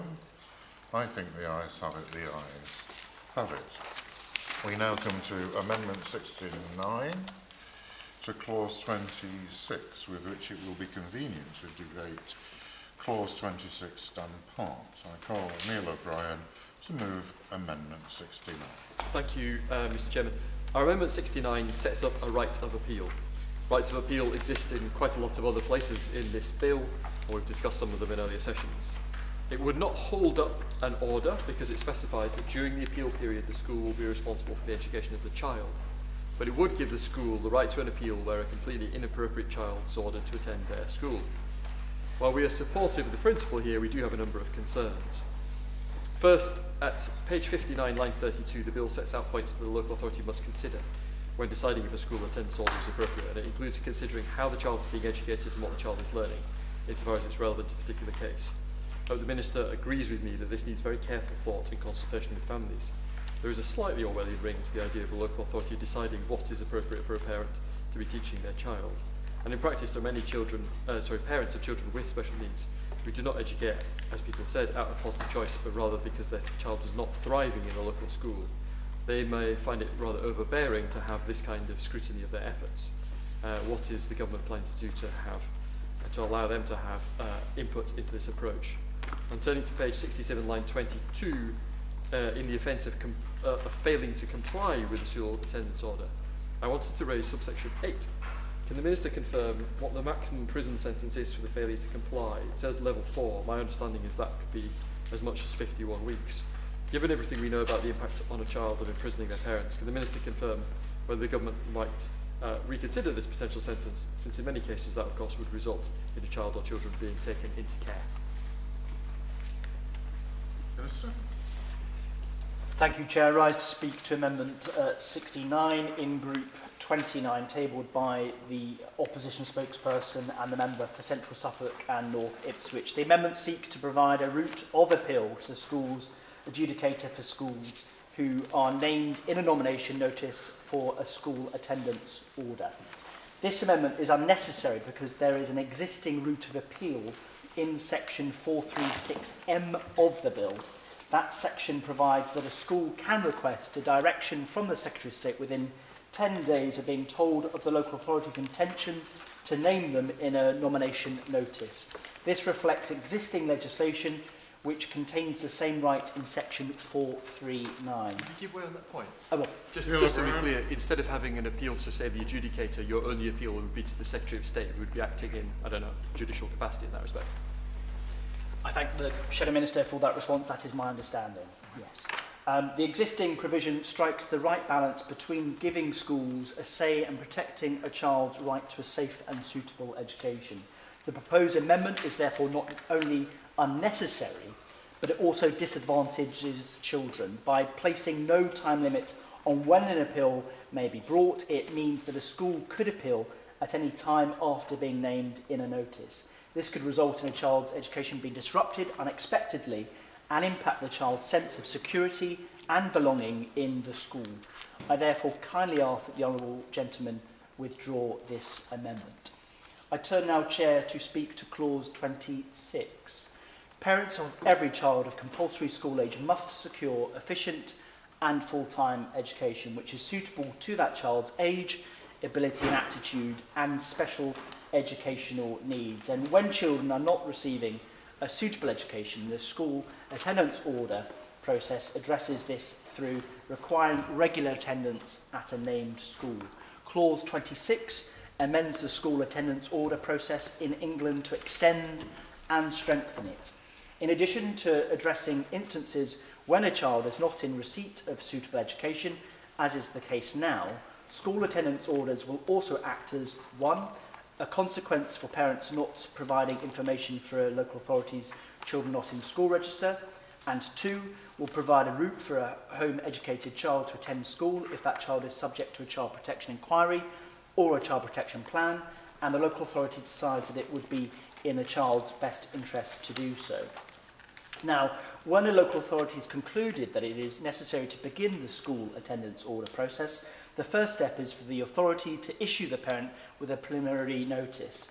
This notice will require parents to evidence that their child is receiving a suitable education, and in the case of children subject to a child protection process, that it is in the child's best interest to receive education otherwise than at school. When a local authority is deciding whether to serve a school attendance order, it's important that they consider the child's full circumstances. That is why we've placed a new requirement on local authorities to consider all the settings where the child is being educated and a home environment when deciding whether to serve an order. To help authorities make this assessment, they have a new power to request to visit the child inside their home. For children who are educated otherwise than at school, the home environment is typically central to their ability to learn, so it's important that authorities can take it into account. Parents retain the right to refuse access to the family home, but if access is not given, this will be a relevant factor for the authority to consider when deciding whether to serve an order. If a local authority identifies that a child is not receiving a suitable education or they're in an unsafe environment, then it's important the authority can take action as quickly as possible to support and protect the child. For this reason, additional timeframes across the school attendance order process are being introduced. To make a school attendance order more consistent for local authorities and parents when involving different types of schools, the process for and effective orders for academy schools and alternative provision academies will be brought into line with that of maintained schools. Now, all state-funded schools will have a duty to accept the child to their school once the order is issued. This clause also ensures that parents can be prosecuted for ongoing failure to comply with a school attendance order, and the penalty for failure to comply has been increased from level 3 to level 4 of the standard scale, which brings this into line with knowingly allowing a child to be absent from school. However, it's not our intention to criminalise parents, and we expect that only a minority will be prosecuted for failure to comply. During the process, parents will have ample opportunity to provide evidence that education is suitable or in their child's best interests. If an order is already in place, it must be revoked by a local authority if the parent demonstrates that their child will be receiving a suitable education and, where relevant, that it is in the best interest of the child to be educated outside of a school setting. I hope the committee agrees that the clause should stand part of the bill. Yellow Brown. Mr Chairman, although we still think it would be better to have an appeal to an independent adjudicator rather than Secretary of State, we will withdraw this amendment. Is everyone content for the amendment to be withdrawn? Amendment by leave withdrawn. We now come to the question that clause 26 stand part of the bill, which has already been debated. The question is that clause 26 stand part of the bill. As many as are of that opinion say aye. Aye. If the contrary no, I think the ayes have it. The ayes have it. We now come to the question that clause 27 stand part of the bill, with which it will be convenient to debate clauses 28 and 29 stand part and schedule 1. The question is that clause 27 stand part of the bill. Minister. Chair, I rise to speak on clause 27. Now, this clause ensures that the processing of personal information as required or enabled by this bill does not contravene the Data Protection Act of 2018. I recognise that many parents want reassurance that the data held on local authority children not in school registers will be protected and shared in accordance with data protection legislation and UK GDPR principles. This clause helps ensure that high standards of information, security, privacy and transparency are adhered to when personal information is processed as part of the new duties and powers connected to children not in school registers and the requirement for parents of some children to receive a local authority consent to home educate. I hope the committee agrees that the clause should stand part of the bill. Turning to clause 28, which provides for statutory guidance to be issued to local authorities on how they should carry out their duties in relation to the keeping of children not in school registered and the associated school attendance order process. This guidance will be crucial in supporting local authorities to exercise their new duties in a clear and consistent manner. For example, we would expect it to include further advice on how local authorities should discharge their new support duty, so as to avoid significant variation for home educating families depending on where they live in England. As part of implementation of the bill, we would consult in order to engage and listen to local authorities, home education representatives and other key stakeholders on the contents of the guidance. I hope the committee agrees that the clause should stand part of the bill. Lastly, Chair, I turn to clause 29, which introduces Schedule 1. The schedule makes consequential amendments to existing legislation so that the new school attendance order process for local authorities in England is reflected in relevant legislation, such as the Children Act 1989 and the Education Act of 1996. Whilst this bill amends the school attendance order process for local authorities in England, as set out in clause 26, the school attendance order process for authorities in Wales will remain unchanged. Therefore, clause 29 makes the consequential amendments necessary to separate the process in England and Wales. I hope the committee agrees that the clause and schedule should stand part of the bill. The question is that clause 27 stand part of the bill. As many as are of that opinion say aye. Aye. Of the contrary, no. I think the ayes have it. The ayes have it. We now come to the question that clause 28 stand part of the bill, which has just been debated. With the leave of the committee, I will put the question that clause 28 and 29, which has already been debated, stand part of the bill together.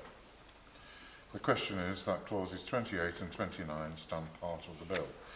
As many as are of that opinion say aye. Aye. Of the contrary, no. I think the ayes have it. The ayes have it. We now come to the question that Schedule 1 be the first schedule to the bill, which has already been debated. The question is that Schedule 1 be the first schedule to the bill. As many as are of that opinion say aye. Aye. Of the contrary, no. I think the ayes have it. The ayes have it. Government whip. I'd like to move that the debate be now adjourned. The question is that this debate be now adjourned. As many as are of that opinion say aye. Aye. The contrary, no. I think the ayes have it. The ayes have it. Order, order. Committee Room 10, sound.